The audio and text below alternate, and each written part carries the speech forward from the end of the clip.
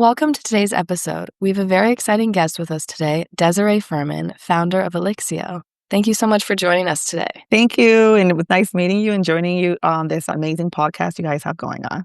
Thank you so much. Now, for audience members just tuning in for the first time, once again, we are Stravix, a company that helps financial firms and service businesses scale revenue and operate more efficiently. So if you're looking to take your business to the next level, make sure to stick around. If you're also interested in our free growth consultation, just drop the word growth in the DMs or comments down below. So Desiree, once again, super excited to have you.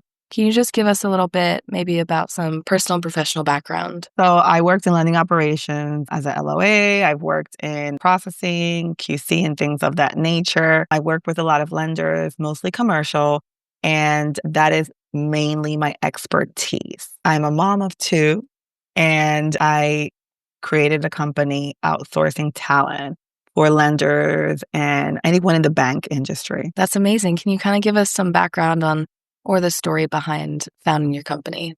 Absolutely. I worked for a pretty big commercial company, and I remember the hiring process, the scouting for talent, and also the training. So I would spend my days looking at resumes, talking to scouters, and also training. And I realized that we were spending so much money doing this in-house in the USA, and I am from a foreign country. And the cost of living is much less. So I spoke to family members overseas to help me formulate this company over there and to help me look for qualified talent that I would train myself, and we would help companies in the USA scale and grow. So that's how the concept started. That's amazing to hear. Kind of going back a little bit, have you always had this kind of entrepreneurial spirit? You always wanted to start something of your own? Or did it kind of just fall into that? It kind of just fell into that. I knew I kind of wanted to do something, but I didn't realize it was just going to be like as an entrepreneur starting a business on my own. But it fell into that as I was working for corporate America. So I fell into this industry. Okay, that's amazing. And kind of talking about industry trends and shifts at the moment. What trends are you seeing right now in the mortgage and commercial lending space when it comes to staffing challenges? So some of the trends that I see right now is the rates, are high right now. They're lowering little by little. But what I see in the staffing challenge is that there's an influx of hiring when people were refinancing. And then now that things are slowing down, um, then there's layoffs. So there's an inconsistency of actually hiring and layoffs. So that's where my company comes in, where I provide services at a lower rate with not the overhead costs as hiring in-house. And those are the trends I see: the influx of hiring and then the amount of layoffs going on in the commercial space. 100%. So what specifically is working well for you guys at the moment? Is there any new projects or implementations or staffing that has been new? Yes. What is actually working well for us right now, we are working with a few lenders that don't want to hire in-house in the USA for fear of having to lay off others.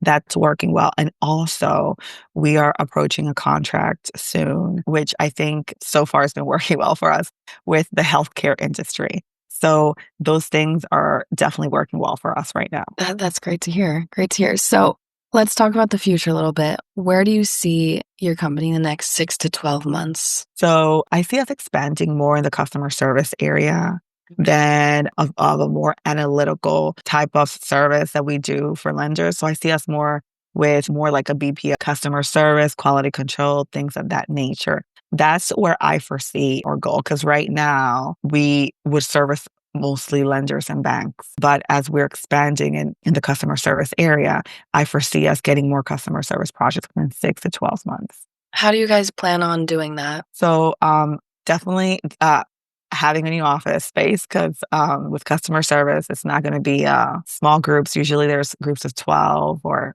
20 or 30. Also, making sure the infrastructure overseas is up to par in operations and pretty much putting in the work, the training, the work, the qualifications, and making sure that we are hiring quality employees, not just a chair filled in an office that's just a paper pusher, pretty much. Yeah, quality matters 100%. Yes. What is, I'd say, a big misconception about your industry that you'd like to, any myths, any myth busters you can mention? That's a good question. Misconception. On the client side or on your side, staffing side? Okay. That on the client side, that outsourcing just because you're paying less doesn't necessarily mean that there's no overhead cost, right? Mm. Because that's on the client side. On the actual employee side, the same thing, just because you're getting the fair market value of the job you're doing, that you're supposed to earn US dollars earnings, like the actual market value in US. So those are the both misconceptions right now. Yeah, that's great to hear. Thanks for clearing that up. So, kind of just wrapping up a little bit here. Let's say we have some young entrepreneurs listening in, audience members, they kind of want to break into the industry or maybe just start something of their own, kind of like your story.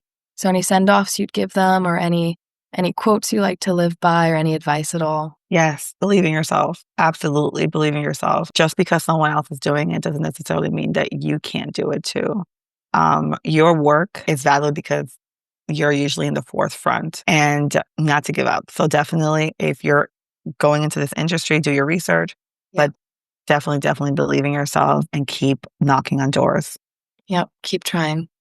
That, Yeah. that that's great advice, Desiree. Thank you so much for hopping on today. I think we had a great conversation. Thank you for having me. Thank you for having me.